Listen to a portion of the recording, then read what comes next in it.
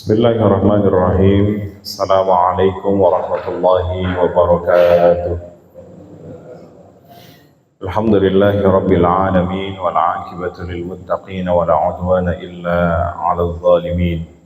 Asyhadu an la ilaha illallahul malikul haqqul mubin wa asyhadu anna Muhammadan 'abduhu wa rasuluhul shadiqul wa'dil amin. Allahumma shalli wa sallim ala sayyidina Muhammadin وعلى آله وأصحابه ومن دعا بدعوته واستنى بسنته إلى يوم لقاء ربه وبعد. Jamaah salat subuh yang dimuliakan Allah Subhanahu wa taala, kita bersyukur kepada Allah pagi ini senantiasa dipermudah langkah kaki kita untuk bisa mewujudkan syukur nikmat melalui rangkaian ibadah-ibadah yang kita berharap seluruhnya amaliyah ibadah kita pagi ini bisa diterima oleh Allah Subhanahu wa taala dan Allah jadikan kita semuanya menjadi abdan syakur, hamba yang senantiasa selalu bersyukur kepadanya. Salawat dan salam senantiasa tercurah limpah pada suri tauladan kita Nabi Muhammad sallallahu alaihi wasallam, sosok yang tidak hanya memanusiakan manusia. Sebagaimana fitrahnya manusia memang sudah mulia, akan tetapi mengalami fase degradasi dalam kehidupannya, sehingga tidak sedikit di antara mereka yang kemudian terjerumus, ada yang fluktuatif dan konsisten keimanannya, bahkan hampir hilang keimanannya. Maka hadirnya sosok baginda Nabi Muhammad SAW mengembalikan kefitrahan manusia itu pada puncak kemuliaannya kembali. Fitratullah allati fataran nasa alaih, yang mudah-mudahan tidak akan pernah terjadi di antara orang Islam itu sosok manusia yang tidak berperi kemanusiaan. Ya, sebagaimana dalam surah At-Tin dinyatakan ada tipe-tipe orang itu yang manusia tidak memanusiakan. Al-insan bila insaniyah, hayyun bila hayat. Ada orang yang hidup tapi tidak tahu tujuan hidup dia. Nah, maka konsekuensi orang-orang yang seperti itu tidak lain adalah thumma radadnahu asfala safilin. Dalam perspektif akhirat, maka dia ditempatkan nanti pada satu tempat yang paling terendah. Namun dalam perspektif duniawi, Allah ingin menggambarkan bahwa kelak nanti akan ada manusia yang tidak berperi kemanusiaan. Sebagaimana sering kita lihat di beberapa media sosial, tidak terlalu jauh, ya kita harus ke Gaza, ke Palestina, ternyata di sekitar kita ada manusia yang tidak memanusiakan manusia. Ya, banyak diantaranya ayah yang membanting anaknya sampai wafat, bahkan ada yang 4 anaknya harus dibunuh bersamaan. Waliyadzubillah tsumma na'udzubillah. Sebagai ucapan terima kasih kita kepada Nabi Muhammad SAW, sama-sama kita ucapkan dengan kalimat salawat. Allahumma salli ala sayyidina Muhammad wa ala alihi wa sahbihi wa sallim. Kajian kita pagi ini kita awali dengan membaca suratul Fatihah. Kita bermohon kepada Allah, mudah-mudahan mukjizat dari suratul Fatihah yang kita baca senantiasa menjadi wasilah penyembuh manakala ada di antara sanak famili, guru-guru kita, jamaah kita yang sedang sakit, menjadi nilai pahala yang sangat berharga bagi mereka yang sudah mendahulukan kita, para orang tua kita, para guru-guru kita. Wa nakhussu khususan pada mereka yang sudah berkontribusi terhadap masjid ini, baik yang mewakafkan, menginfakkan hartanya, tenaganya, pikirannya, waktunya, fikrahnya, pengurus yang sampai saat ini terus khidmat menjadi khadimul ummah, dan jamaah yang terus istiqamah untuk memakmurkan masjid ini. Ala hadhihi niyyah wa ala kulli niyatin salihah. Wa ila hadratin Nabi Mustafa Muhammadin sallallahu alaihi wasallam bi tilawati Ummil Furqan Al-Fatihah. A'udzu billahi minasy syaithanir rajim. Bismillahirrahmanirrahim. Alhamdulillahi rabbil alamin arrahmanir rahim maliki yaumiddin. Iyyaka na'budu wa iyyaka nasta'in. Ihdinas siratal mustaqim. صراط الذين أنعمت عليهم غير المغضوب عليهم ولا الضالين. Amin. Insyaallah kita akan lanjutkan kajian tafsir kita, yakni berkenaan dengan surah Al-Insyirah atau yang dikenal dengan Asy-Syarah. Sudah sampai Al-Insyirah ya? Pak Wisnu biasanya mencatat. Baru Al-Alaq. Baru Al-Alaq. Baik. Nah, surah Al-Alaq, mohon maaf. Jadi sebelum kita masuk Al-Insyirah, kita tuntaskan dulu surah Al-Alaq. Inti dari surah Al-Alaq itu adalah 3 poin. Di ayat 1 sampai ayat kelima Allah memberikan isyarat untuk membangun sebuah peradaban sebagaimana yang pernah kita rasakan dan kita alami. Maka 3 poin ini toolsnya Allah sampaikan di ayat 1 sampai ayat 5. Sementara di ayat setelahnya itu memberikan informasi kejahatan-kejahatan yang dilakukan oleh Abu Jahal, sampai ditutup bahwa endingnya orang yang berilmu itu tidak lain adalah mampu menghantarkan asbab dari ilmunya menjadi orang-orang yang sajid waqtarib. Kalla la tuti'hu wasjud waqtarib. Karena nanti tidak sedikit, kan dalam pandangan Al-Imam Al-Ghazali mengatakan man izdada ilman wa lam yazdad huda lam yazdad minallahi illa bu'da. Dalam kitab beliau di Bidayatul Hidayah, di situ diungkapkan banyak orang yang bertambah ilmunya tapi justru ilmunya tidak bisa menghantarkan dia untuk dekat kepada Allah. Justru sebaliknya, ilmunya menghantarkan pada sebuah banyaknya kemaksiatan. Konsekuensi orang-orang yang seperti itu adalah ada orang yang diberikan petunjuk oleh Allah Subhanahu wa taala, tapi ada juga yang kemudian wa may yudlil fala hadiyalah. Ada yang disesatkan asbab dari ilmunya. Maka inti daripada ilmu yang didapat itu tidak lain adalah sujud waqtarib. Nah, tools yang Allah sampaikan pada ayat 1 sampai ayat 5 sejatinya ini menjadi poin penting bagi kita. Tools yang pertama Allah ingin sampaikan bahwa untuk membangun sebuah peradaban ini maka awali dengan iqra. Nah, iqra karena di situ tidak ada maf'ulnya, karena tidak sedikit di antara para mufassir mengatakan iqra di sini adalah membaca Al-Qur'an, objeknya. Karena tidak ada objeknya pada ayat pertama, maka tidak sedikit juga di kalangan para mufassir mengatakan bahwa silakan mau baca apa saja, artinya mau kuasai disiplin ilmu apapun.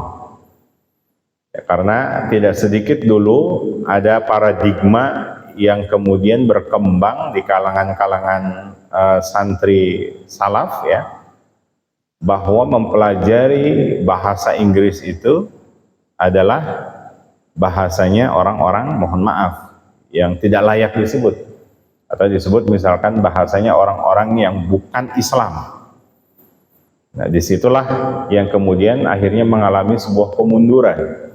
Hadir yang namanya Ma'hadul Asri, yaitu pondok modern yang kemudian mengembangkan di antara 2 bahasa sebagai bentuk ciri khas di antara pondok modern itu sendiri.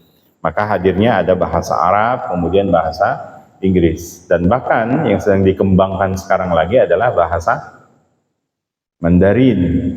Ya, sebab China itu sekarang sudah banyak memberikan beasiswa kepada para santri untuk bisa melanjutkan studinya ke negara mereka. Nah, jadi tidak menutup kemungkinan bahwa apa yang diungkapkan oleh para ulama-ulama di kalangan mufassir juga itu tidak keliru, bahwa kata iqra di sini tidaklah hanya berpatokan kepada ayat Al-Quran ataupun objek daripada Al-Quran itu sendiri, akan tetapi kuasai disiplin ilmu manapun. Maka itu syarat pertama atau tools pertama untuk membangun sebuah peradaban. Ketika kita sudah membaca, ketika kita sudah meliterasi, aktualisasikan literasi tersebut dengan alladzi 'allama bil qalam. Tools yang kedua adalah qalam, dengan tulisan-tulisan. Maka tuangkan hasil bacaan kita itu pada sebuah karya. Ya, dulu di zaman tabi'in kita ingat bahwa seorang ulama itu wajib hukumnya menulis. Dan bahkan juga sekarang sedang digalakan, kalau betul mengaku seorang guru maka harus wajib menulis. Dan tidak sedikit di kalangan para lembaga-lembaga pesantren-pesantren salaf dulu, guru-gurunya itu produktif dalam tulisan-tulisan, sehingga itu menjadi modul ajar bagi para muridnya atau para santrinya. Ya, sebab kenapa? Karena kalau seorang guru itu sudah menulis, maka dia sudah totalitas menguasai. Yang pasti tulisannya itu disebabkan atau berlatar belakang dari banyaknya bacaan beliau. Nah, makanya saya sangat bersyukur hadir di sini tidak hanya melalui media ini rekamannya, akan tetapi Pak Wisnu bisa mencatatnya dan saya bisa melihat hasil wujudnya itu. Ternyata di beberapa lemari itu ada ya hasil karya di mana beliau mencatat pointers-pointersnya berkenaan dengan kajian-kajian oleh guru-guru siapapun yang menyampaikan. Ya, sebab kenapa? Karena ini al-ilmu saydun wal kitabatu qayduhu qayd suyudaka bil hibalil wathiqah. Karena ilmu itu bagaikan pancingan. Ya, sementara orang mau memancing ikan itu kan harus ada kailnya. Bagaimana mungkin kita bisa memancing tanpa kail? Tulisannya itu adalah kailnya. Wal kitabatu qayduhu qayd suyudaka bil hibalil wathiqah. Ya, tapi tidak sedikit pula di antara bapak-bapak semua yang hadir dan ibu-ibu semua yang hadir itu juga bukan hanya tidak mau menulis, akan tetapi saya yakin bahwasanya yang hadir ini ya mirip seperti halnya Imam Hasan Al-Basri. Ya, Imam Hasan Al-Basri itu tidak lain adalah ketika beliau hadir duduk dalam majelis ilmu yang beliau kuasai cuma 4D, datang, duduk, diam, dengerin gitu. Ya, tapi selepas pulang dari kajian beliau justru sebaliknya, beliau mencatat dan minta kepada sekretarisnya untuk mencatat semua kajian yang sudah direkam oleh beliau. Maka karya-karya beliau kita bisa rasakan sampai saat ini. Ya, tools yang kedua adalah alladzi 'allama bil qalam. Aktualisasikan hasil karya kita itu, bacaan-bacaan kita itu dengan tulisan-tulisan. Kalau sudah, maka tools yang ketiga Allah ingin memberikan pesan untuk membangun sebuah peradaban dan terus terlestari dari generasi ke generasi. Allamal insana ma lam ya'lam. Terus yang ketiga itu tidak lain adalah sampaikan terus menerus, karena ilmu itu sama dengan amal. Artinya apa? Al ilmu bila amal kasyajari bila samar. Ilmu itu memang harus disampaikan. Layaknya ketika kita ingin menanam sebuah pohon, harapan kita kan ada buah yang tumbuh, ada generasi yang terus tumbuh. Seandainya ketika kita menanam pohon Bapak Ibu, ternyata buahnya nggak tumbuh-tumbuh, apa yang kita lakukan? Apa yang dilakukan Bapak Ibu? Kalau nanam pohon berharap pohon itu menghasilkan buah, tapi ternyata pada kenyataannya tidak menghasilkan buah. Tebang pohonnya, ganti pohonnya atau ganti ustadznya. Nah, ini salah satu menjadi pointers penting bagi kita bahwa Allah menghadirkan tools yang ketiga itu adalah allamal insana ma lam ya'lam. Siapapun yang mendapatkan mandat ataupun amanah itu tidak hanya di ladal ustadz atau ladal asatidah, ya di kalangan asatid saja untuk menyampaikan ilmu itu. Siapapun di antara kita barangkali pagi ini ada sedikit ilmu yang masuk, dan itu menjadi satu kewajiban kita untuk bisa kita sampaikan kepada orang-orang generasi setelah kita. Itu tools yang ketiga. Makanya kalau kita lihat tabi'in, terutama madzhabul arba'ah, para madzhab baik dari Imam Hanafi, Imam Maliki, Syekh Muhammad Idris Asy-Syafi'i sampai kepada Ibnu Rajab Al-Hambali, sampai saat ini kenapa ilmunya masih terus bisa kita nikmati, bisa terus kita kaji? Karena konsekuensi di antara mereka itu selalu mengamalkan tools yang ketiga, 'allamal insana ma lam ya'lam. Artinya apa? Satu sisi guru itu memang harus punya santri, satu sisi guru itu memang harus punya murid, sebagaimana 4 ulama madhab. Di zaman 4 ulama mazhab itu, kenapa kok yang sampai saat ini berkembang cuma 4? Sementara di zamannya itu ratusan para ulama-ulama mazahib. Tapi yang berkembang, yang bisa kita rasakan ilmunya sampai saat ini cuma 4. Karena mereka, 'allamal insana ma lam ya'lam. Ilmunya terus dilanjutkan ke generasi terusnya dan seterusnya. Sehingga apa? Kita mengenal murid-murid di antara para ulama-ulama mazahib. Kita nggak pernah mengenal yang namanya Imam Tawus. Padahal capability beliau, kredibilitas beliau itu sama ilmunya dengan Syekh Muhammad Idris Asy-Syafi'i. Akan tetapi karena Imam Tawus ini sedikit muridnya sehingga tidak bisa dilestarikan ataupun tidak dilanjutkan generasi daripada ilmunya Imam Tawus. Nah, ini salah satu di antara tools yang Allah sampaikan dalam surah Al-Alaq ayat 1 sampai ayat kelima. Jadi Iqra, kemudian tools yang kedua qalam, tools yang ketiga adalah 'allama.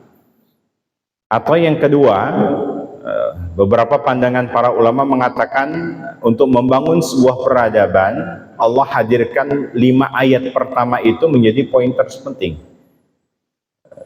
Terutama di 2 ayat terakhirnya, di ayat keempat dan ayat kelima.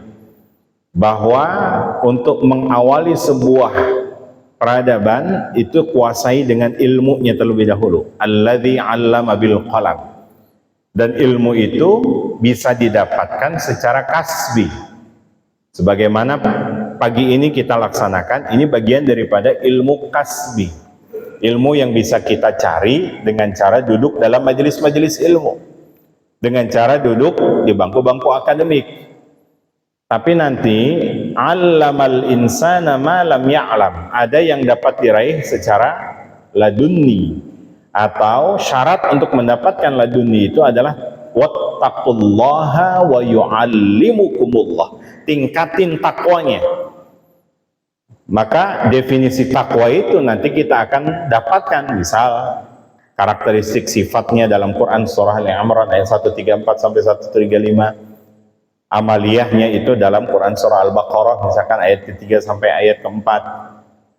Konsekuensi artinya ketika orang itu sudah betul-betul duduk dalam majelis ilmu, mendapatkan sebuah disiplin ilmu apapun, maka yang kedua, dekatkan diri. Sebagaimana esensi dari surah Al-Alaq itu adalah wasjud waqtarib. Hantarkan ilmu yang dia dapat itu justru untuk lebih dekat kepada Allah Subhanahu wa taala dengan ibadah-ibadah.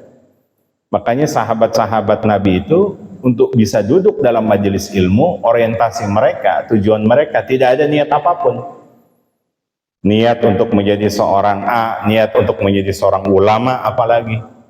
Bahkan dalam kitab Bidayatul Hidayah, Imam Al-Ghazali menekankan siapa yang niatnya bagi orang-orang yang betul-betul semangat untuk menuntut ilmu, pertama, tidak lain niatnya untuk pandai berdebat. Ini hati-hati. Wal mu'ahad, agar bisa terkenal, bahkan agar bisa diakui oleh sebagian banyak manusia, ya, bisa diungguli oleh sebagian banyak manusia. Maka hati-hati. Fa innahu, sesungguhnya dia itu sudah qad bayya'a, sudah menjual agamanya untuk dunianya. Dan bahkan sesungguhnya dirinya sedang dirusak oleh perbuatannya. Jadi tujuan duduk dalam majelis ilmu tidak ada niatan untuk menjadi seorang ulama. Niatan untuk menjadi apapun itu. Sebab kenapa? Karena yang mahal dari itu semuanya adalah al-hidayah. Makanya di Muqaddimah Al-Imam Al-Ghazali Bidayatul Hidayah mengatakan bahwa yang paling mahal orang duduk dalam majelis ilmu itu adalah ketika mereka mendapatkan sebuah hidayah, dan dari hidayah itu bisa memperbaiki dimensi ibadahnya, bisa memperbaiki amaliyahnya. Ini yang selalu ditekankan. Maka kembali tadi, 'allamal insana ma lam ya'lam, menghantarkan dia untuk lebih dekat kepada Allah melalui proses ibadah. Jadi yang kedua ini, para mufassir mengatakan untuk membangun sebuah peradaban, maka kuatkan literasi, duduk dalam majelis-majelis ilmu. Yang kedua lagi, kuatkan ibadah. Maka insya Allah peradaban Islam akan kembali muncul. Buktinya apa? Kita pernah menguasai 11 abad yang lalu, ya, bertepat di wilayah Spanyol dan beribu kotakan di wilayah Cordoba, dipegang oleh seorang ulama yang cerdas luar biasa, yang alim, takut kepada Allah Subhanahu wa taala. Dua karakter itu ada pada beliau. Alladzi 'allama bil qalam, 'allamal insana ma lam ya'lam. Cerdasnya luar biasa. Dan bahkan beliau taatnya kepada Allah juga luar biasa. Siapa beliau? Abdurrahman An-Nasir, yang bahkan beliau itu menjabat kurang lebih sekitar 50 tahun lamanya. Potensi bagi orang yang menjabat cukup lama, jangankan sampai 50 tahun. Biasanya itu menghadirkan kepemimpinan yang model-model diktator. Tapi beliau senantiasa sampai 50 tahun hanya menulis di meja tugasnya, di meja kerjanya, tidak ada waktu istirahat bagi saya kecuali pada 12 hari. Ya, sepanjang kepemimpinan beliau 50 tahun, beliau cuma catat 12 kali beliau bisa istirahat. Ya, itu yang menjadi poin terpentingnya adalah di poin ke-12. Beliau mengatakan waja'alil mauta rahatan li. Ketika Allah menjadikan kematian itu sebagai tempat istirahat bagi saya. Jadi layaknya seorang pemimpin itu dikatakan istirahat ketika dunia ini sudah meninggalkan beliau. Itulah yang dinamakan dengan khadimul ummah. Maka Bapak Ibu yang dirahmati Allah Subhanahu wa taala, intinya adalah membangun sebuah peradaban, kuatkan literasi, kuatkan ibadah. Cuma sekarang mengalami kemunduran di antara umat Islam. Bacanya malas, ibadahnya apalagi. Bagaimana mungkin sebuah peradaban ini akan bisa muncul kalau tidak ditopang dari dua, alladzi 'allama bil qalam 'allamal insana ma lam ya'lam. Ya, inti saya tidak membahas semuanya, akan tetapi inti pointers dari surah Al-Alaq itu adalah di ayat 1 sampai ayat ke-5, sementara di ayat-ayat setelahnya itu memberikan informasi kejahatan tentang Abu Jahal. Bagaimana Abu Jahal itu sikapnya sangat luar biasa terhadap Nabi Muhammad SAW, sampai Allah menegaskan kembali, kalla innal insana layatgha ar-ra'ahu istaghna. Ini poin terpentingnya. Kejahatan Abu Jahal itu selalu menghambat Nabi Muhammad SAW dalam dakwahnya beliau. Bahkan berbagai macam cara apapun diungkapkan oleh beberapa pandangan ulama, kalaulah Fir'aun itu jahatnya luar biasa, tapi ternyata Abu Jahal ini jahatnya melebihi Fir'aun. Kalla innal insana layatgha. Ya, kita mengenal nanti Fir'aun, idhab ila fir'auna innahu tagha. Fir'aun juga jahatnya berlebihan luar biasa sampai melampaui batas. Dan ternyata ada di masa Nabi Muhammad yang jahat lebih dari Fir'aun, sampai namanya itu tidak disebutkan dalam ayat Al-Quran, justru domirnya ar-ra'ahus taghna. Hu-nya itu kembali sepakat para mufassir adalah kepada Abu Jahal. Ya, Abu Lahab sejahat-jahat beliau, ya beliau juga punya sifat pengecut, Pak. Makanya setiap beliau, kalau uang beliau kuasai, ya harta beliau miliki. Tidak ada yang paling kaya saat itu adalah kecuali beliau. Ya, selalu di Jabal Abi Qubais diumumkan harta kekayaan beliau sangat luar biasa, makanya beliau bisa menyuruh siapapun. Tapi kalau untuk suruh turun perang secara langsung, beliau itu memiliki tipikal sifat yang pengecut. Makanya tidak pernah mau ikut perang beliau. Ini tipenya Abu Lahab. Akan tetapi Abu Jahal ini sosok yang sangat kuat, ya, yang bahkan masuk dalam kategori Nabi Muhammad, dalam kategori doanya Nabi Muhammad sallallahu alaihi wasallam. Allahumma a'izzal islama bi umarain. Ya Allah, jadikan atau kuatkan Islam ini di antara dua Umar. Umar bin Khattab atau Umar bin Hisham. Salah satu di antaranya adalah doa itu melekat kepada Abu Jahal. Kuatkan Islam ini di antara dua Umar, karena pada saat itu mereka belum masuk Islam. Umar bin Khattab atau Umar bin Hisham. Ternyata Allah takdirkan kepada Umar bin Khattab, karena Umar bin Khattab itu merespon hidayah. Makanya kan mayyahdillahu fala mudhillalah. Siapa yang kemudian diberikan petunjuk hidayah oleh Allah Subhanahu wa taala, itu dengan cara meresponnya. Gak mungkin orang ketika mau mendapatkan hidayah semata-mata dia tidak respon. Satu contoh, pagi ini nanti kita mengalami duha, ya, kita sebentar lagi akan hadir duha. Kemudian ada matahari yang mulai masuk, ingin cahaya matahari itu masuk ke kamar kita, maka kita buka hordeng, kita buka lagi jendela, maka masuklah itu. Tapi bagi mereka yang tidak ingin masuk terkena sinar matahari, nggak mungkin mereka buka. Begitulah konsekuensi hidayah yang dilakukan oleh para sahabat, direspon pula oleh sahabat Umar bin Khattab. Maka apa yang beliau dapatkan, terjadilah beliau menjadi sosok muslim yang kuat, luar biasa.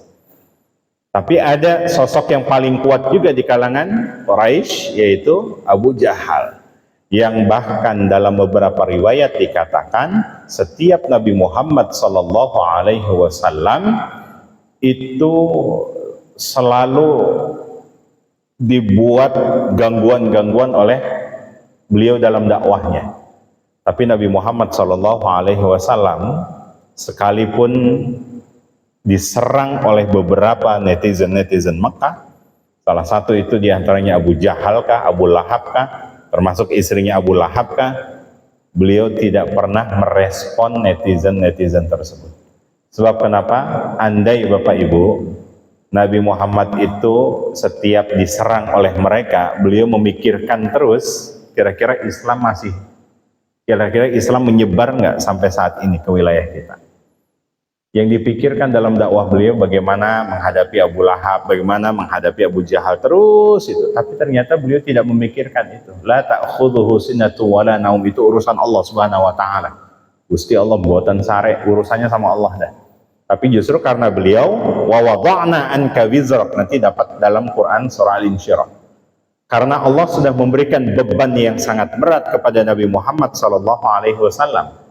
Pendapat para ulama, satu mengatakan bahwa Al-Imam Ibnu Katsir, beliau mengungkapkan beban yang teramat berat yang dialami oleh Nabi Muhammad adalah ketika beliau memahami bahwa beliau wujudnya sebagai khataman nabiyyin, penutup para nabi, dan bahkan nabi terakhir yang membawa risalah Allah Subhanahu wa taala. Bagaimanapun juga ini harus berhasil, harus sukses.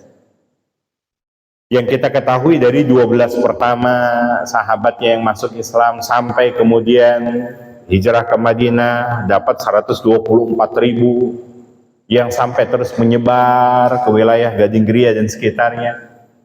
Ya, Muslim, alhamdulillah. Coba andaikan saat itu Nabi Muhammad hanya memikirkan serangan dari Abu Lahab, serangan dari Abu Jahal, serangan dari istrinya. Apalagi ketika di fase di mana Nabi Muhammad itu mengalami kekosongan dalam wahyu. Itu pernah dalam riwayat Ibnu Juraid mengatakan 10 hari kekosongan wahyu itu. Ibnu Abbas mengatakan 15 hari. Al-Muqatil mengatakan sampai 40 hari. Beberapa riwayat beda pendapat. Kita ambil pertengahan saja riwayatnya Ibnu Abbas. 15 hari itu diserang oleh netizen Mekah luar biasa. Apalagi dari istrinya Abu Lahab, datang terus tiap hari ke rumahnya Nabi Muhammad, ya mazmum. Beliau alergi memanggil nama Nabi Muhammad itu dengan kalimat Mahmud atau Muhammad, sebab nama Nabi Muhammad itu maknanya adalah orang terpuji. Maka bahasa lawan katanya itu beliau ungkapkan dan dinisbatkan kepada, dikunyahkan kepada Nabi Muhammad SAW. Ya mazmum, fa inna syaitanaka qad da'aka. Setanmu itu sudah meninggalkanmu, kata beliau. Siapa yang dimaksud dengan setan ini? Allah Subhanahu wa taala, kata beliau. Sampai nanti Allah turunkan dalam surah Ad-Duha, ma wadda'aka rabbuka wa ma qala. Allah tidak pernah meninggalkanmu, wa ma qala, apalagi membenci Nabi Muhammad sallallahu alaihi wasallam. Sebab Nabi Muhammad tiap pagi naik ke atas, ternyata tidak turun wahyu. Besok itu lagi tidak turun wahyu lagi. Jadi cukup lama fasenya. Ya, fase yang cukup lama itu akhirnya direspon oleh pembenci-pembenci beliau untuk apa? Dihina, dicaci maki. Termasuk diantaranya adalah Abu Jahal. Nah, inilah salah satu diantaranya. Maka Allah ingatkan, kalla innal insana layatgha. Kalau sudah diberi kesempatan untuk bisa duduk dalam majelis-majelis ilmu, maka jangan kemudian memiliki sifat layatgha. Artinya apa? Saya duduk dalam majelis ilmu ini, saya lebih unggul dari dia. Layatgha.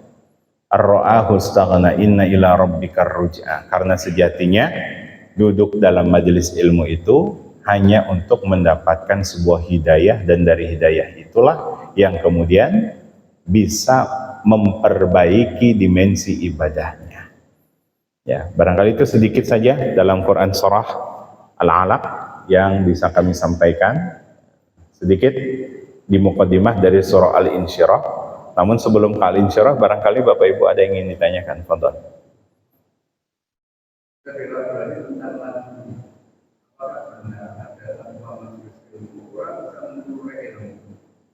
Iya. Apakah ada orang yang tanpa duduk dalam majelis ilmu itu bisa mendapatkan ilmu? Quran surah Al-Baqarah ayat 282 di hampir penghujung ayat. Wattaqullaha wa yu'allimukumullah. Tingkatkan takwa, maka jawab syaratnya di situ adalah wa yu'allimukumullah. Maka Allah yang akan ajarkan. Sahabat-sahabat, coba Bapak Ibu lihat sesibuknya Ibnu Abbas, mohon maaf, ayahnya daripada Abdullah bin Abbas, Abdullah ya, namanya Abbas. Bagaimana Sayyidina Hamzah begitu sibuknya, bagaimana Abdurrahman bin Auf begitu sibuknya, apa sempat di antara mereka untuk bisa duduk dalam majelis-majelis ilmu? Tapi ketika mereka konsekuensinya meningkatkan ibadahnya, mendekatkan diri kepada Allah Subhanahu wa taala dan memperbaiki ibadahnya, maka di satu sisi wa yu'allimukumullah.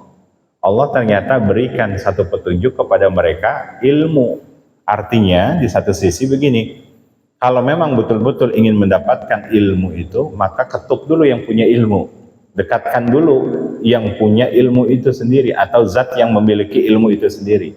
Maka hadir sebuah konsep wattaqullaha wa yu'allimukumullah. Begitupun sebaliknya, kita ingin anak kita cerdas, maka tingkatkan dulu wattaqullah, takwanya, maka konsekuensi zat yang memiliki ilmu itulah yang kemudian akan mudah memberikan. Ya, itu salah satu diantaranya respon daripada ilmu laduni. Karena apa? Karena apalagi kalau kita mengkaji kitab Bidayatul Hidayah, Pak, di Muqaddimah Imam Al-Ghazali di situ ditekankan hati-hati, karena banyak orang yang duduk dalam majelis ilmu itu, salah satu diantaranya terbukti akhirnya di fase dunia pendidikan kita, bahkan orang itu diorientasikan untuk menjadi apa? Kamu kalau cita-cita beda dengan niat, Pak. Duduk dalam majelis ilmu itu nanti biar bisa jadi ini. Duduk dalam majelis taklim itu nanti biar bisa jadi ini. Itu diorientasikan gitu. Hati-hati, terutama para guru, diungkapkan famu'allimuka mu'ayyinun. Gurumu itu sekalipun sekali berucap, maka itu punya potensi sama kesalahannya apa yang dilakukan oleh muridnya. Artinya apa? Kalau diingatkan bahwa kamu nanti menjadi ulama, maka duduk dalam majelis kaya. Kan ada yang seperti itu, Pak. Ya. Tapi justru sebaliknya, kalau kita lihat di dunia kampus saja misalkan, ada dua fakultas yang orientasinya tidak apa yang dia dapatkan dari ilmunya itu tidak ingin menjadi apa-apa, tapi justru nanti Allah takdirkan apapun, ya beliau bisa berperan aktif.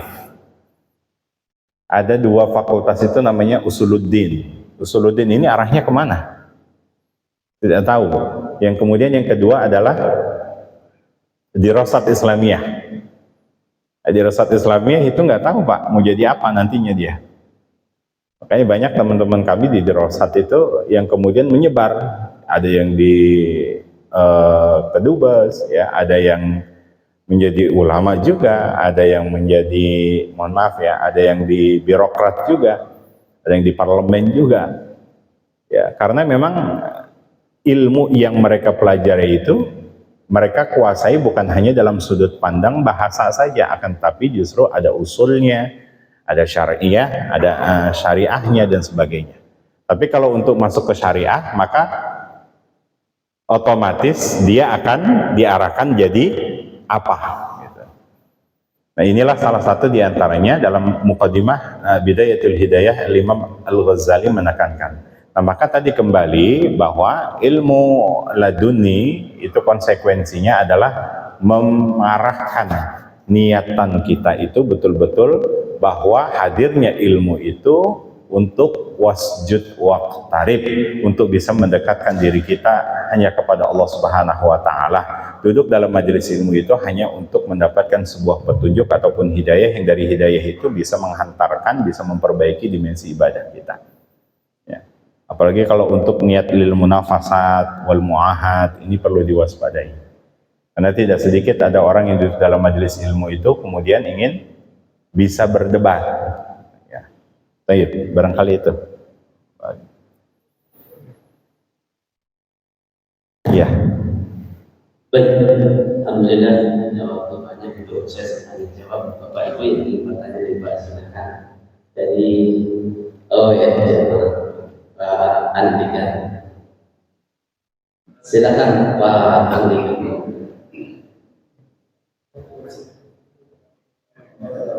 Ada juga satu majelis ilmu. Zikir, jadi itu prosesnya. Makanya lebih dikit. Ini kajian seperti ini. Atau zikir, menguji ngomong. Ya. Ada majelis zikir, ada majelis ilmu. Bapak Ibu, sebetulnya ada orang cerdas itu tidak hanya secara ilmu, secara pikirnya saja. Tapi kalau sudah mendapatkan ilmu itu, maka harus dikoneksikan secara zikir. Maka ada yang namanya pikir dan zikir. Maka nggak heran ada majelis kemudian zikirnya. Sebab kenapa? Orientasi atau mohon maaf, esensi ilmu itu sendiri itu bisa menghadirkan zikir kepada Allah Subhanahu wa taala. Bukan hanya pikirnya saja yang diunggulkan. Sebab banyak di antara kita yang hanya ketika ingat Allah itu dalam keadaan apa? Kita ingat kalau lagi naik pesawat itu, ya, itu baru ingat Allah kalau lagi turbulence. Dulu pernah ke Makassar, ternyata ada ibu-ibu yang teriaknya luar biasa karena lagi turbulence, Bapak Ibu. Ingat apapun disebut di situ, Allah, Allah, Allah. Saya pengen ketawa di depan saya juga, tapi juga saya ngalamin ya harus nyebut juga. Ya. Tapi di satu sisi ada orang yang mengatakan, ya Allah maafkan saya ketika saya dalam keadaan sulit baru menghadapmu. Hati-hati yang baru seperti itu. Allah bisa menjawabnya kembali nanti. Aku sangat senang ketika engkau menghadapku ini. Tapi karena engkau menghadapku dalam keadaan susah, kalau gitu saya susahin terus aja deh. Maka itu hadirnya majelis zikir sebetulnya untuk apa? Untuk mengolah pikirnya. Jangan sampai kemudian pikirnya ini terlalu liberal, ya, terlalu fundamental. Maka dihadirkan majelis zikir itu. Nah, dan majelis zikir itu tidak hanya zikirnya saja, tapi justru harus ilmunya juga harus disampaikan. Bahwa fa innal malaikata la tad'u ajniyata ridwan li talibil ilm. Malaikat itu sangat senang bagi orang-orang yang duduk dalam majelis-majelis ilmu, Bapak Ibu. Saking senangnya malaikat, la tad'u ajnihataha ridwan li talibil ilm.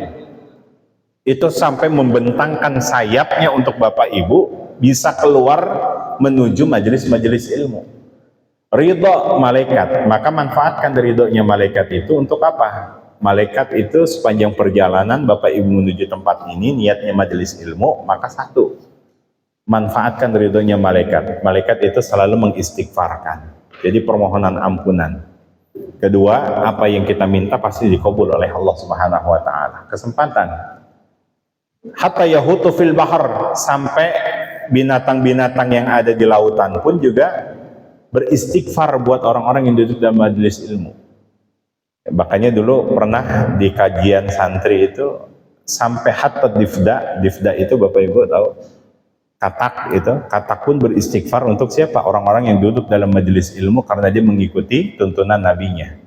Ya, sampai suaranya itu dibedakan, katak yang merespon orang-orang yang duduk dalam majelis ilmu itu zikirnya adalah qul in kuntum qul in kuntum qul in kuntum. Karena ada suara katak yang seperti itu, Pak. Gitu ya. Nah, itu direspon oleh kiai-kiai dulu kami di Jawa itu. Tapi kalau bagi mereka yang niatnya duduk dalam majelis ilmu lil munafasat, lil muahad, saya duduk dalam majelis ilmu pengen pintar debat.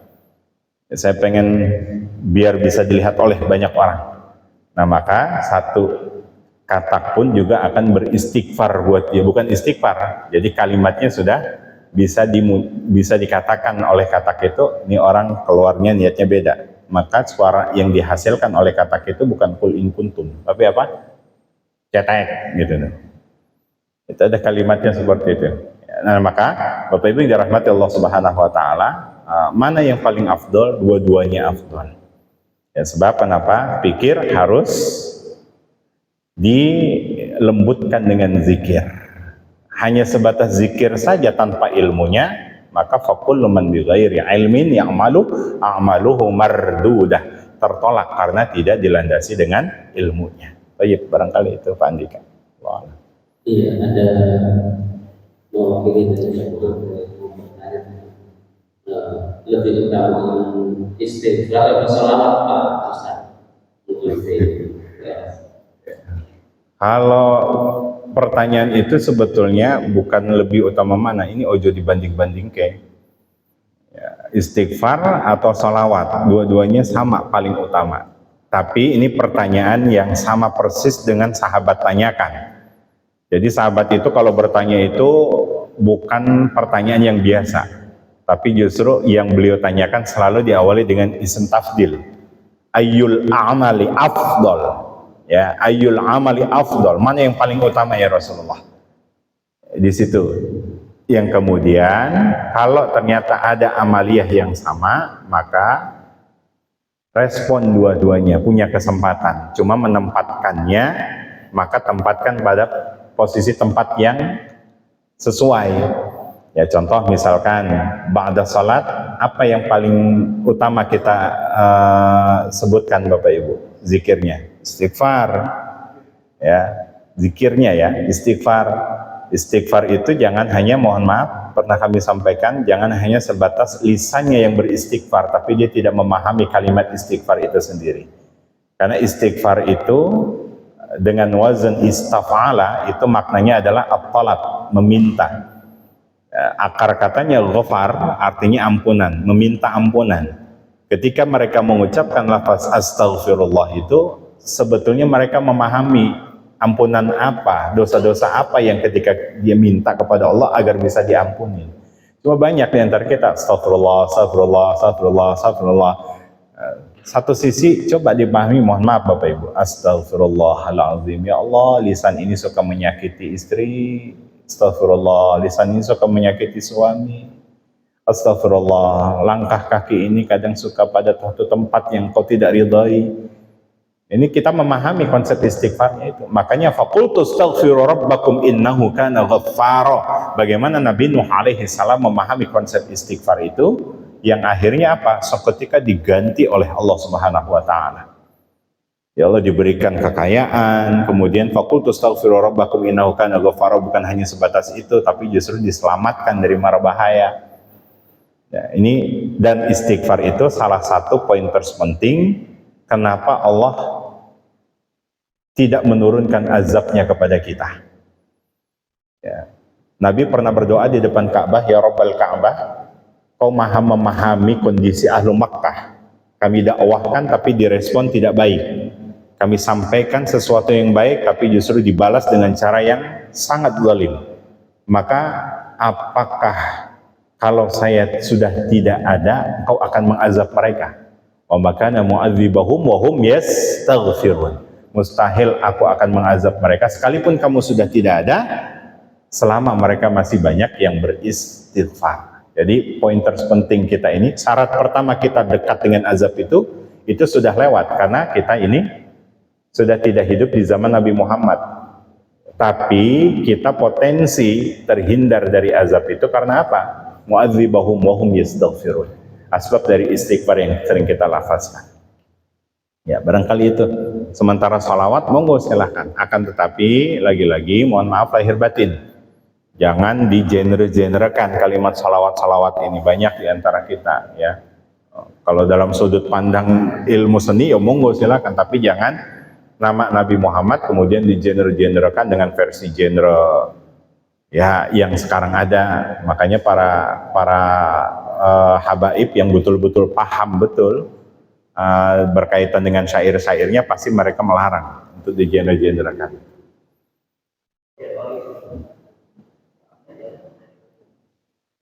Islam itu kelihatannya saking rumit. Jadi dalam ilmu pun kemudian muncul firqah-firqah perpecahan. Padahal kalau kita lihat ulama yang dulu itu kan bisa berinteraksi dengan baik. Misalnya ulama Syiah, ulama Sunni, ulama Asy'ariyah, ulama Mu'tazilah kan bisa berdialog. Tapi setelah turun ke bawah, kenapa jadi firqah dan aliran? Sehingga yang memprihatinkan banyak jamaah yang sudah mengikuti ulamanya, tiba-tiba ternyata ilmunya itu dianggap sesat. Karena ulamanya ternyata yang kita kok beda firqah apa? Terus dalam menyeleksi sebuah ilmu apa tuan dasarnya maksud? Nah, kita coba bisa menangkap ikutin yang ini, ini tinggalkan ini. Terima kasih. Assalamualaikum. Waalaikumsalam warahmatullahi wabarakatuh. Ini bagian dari apa yang tadi disampaikan, kalla innal insana la yatgha. Bapak Ibu, jangan dikira di pandangan para ulama-ulama terdahulu itu tidak ada perdebatan yang sangat sengit, itu sangat banyak. Ya. Kenapa? Karena satu, mereka memahami bahwa perbedaan itu adalah hazanah keilmuan untuk saling melengkapi satu dengan yang lainnya. Nah, sementara ini dibuat mindsetnya oleh seorang guru, kamu kalau tidak belajar dengan saya sesat. Nah, itu dari satu sisi itu saja, itu sudah apa Bapak Ibu? Innal insana la yatgha. Hati-hati ada orang yang berilmu kemudian dia berlebihan. Kalau sudah seperti itu yang dibangun, konsekuensinya bagaimana Bapak?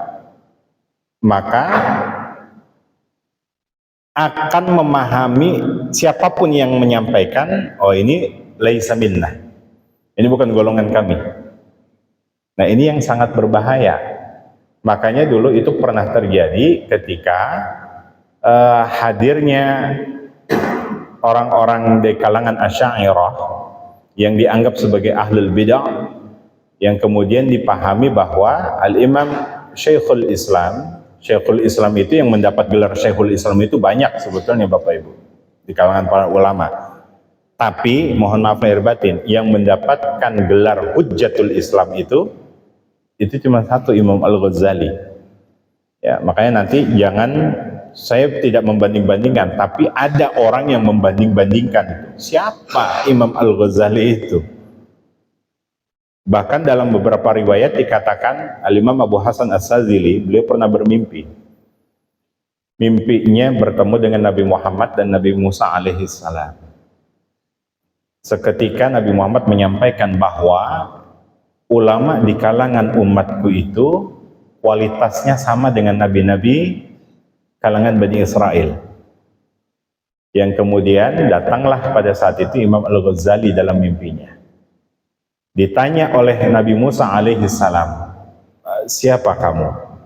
Ana Muhammad bin Muhammad bin Muhammad bin Abu Hamid Al-Ghazali, kata beliau.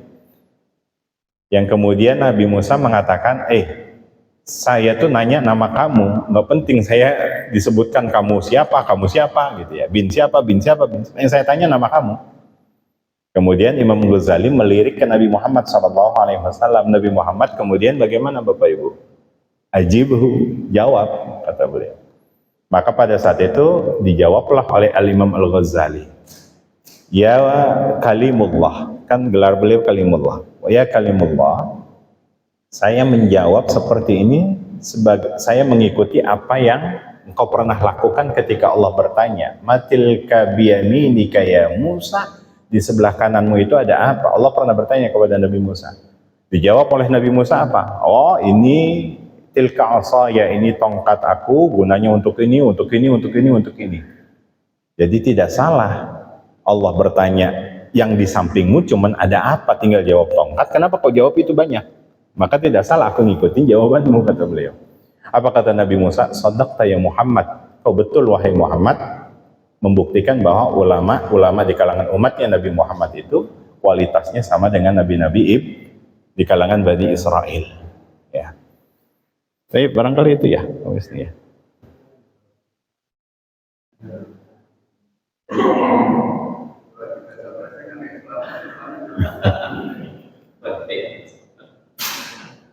Tambahan dulu.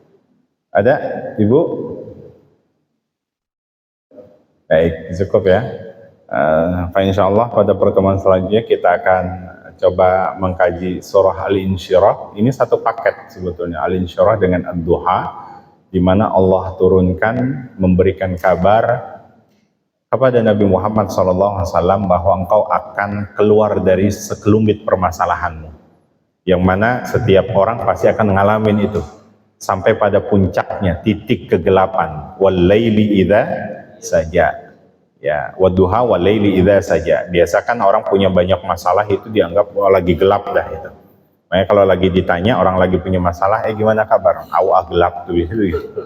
Nah, maka inilah Allah hadirkan wadduha sebagai informasi Nabi Muhammad akan keluar dari sekelumit permasalahan itu, yang aplikasinya nanti dalam surah Al-Insyirah. Mudah-mudahan apa-apa yang kita kaji pada pagi ini, Allah maftah alaina futuhal arifin, Allah buka kecerdasan pada kita untuk bisa memahami ayat-ayat Allah ini dengan pemahaman yang baik, yang dengan itu pula terimplementasi kebaikan-kebaikan dalam kehidupan kita. Kita tutup dengan mengucapkan lafaz hamdalah, alhamdulillahi rabbil alamin, subhanakallahumma wa bihamdika, asyhadu an la ilaha illa anta, astaghfiruka wa atubu ilaik. Kurang lebihnya saya mohon maaf. Assalamualaikum warahmatullahi wabarakatuh. Waalaikumsalam.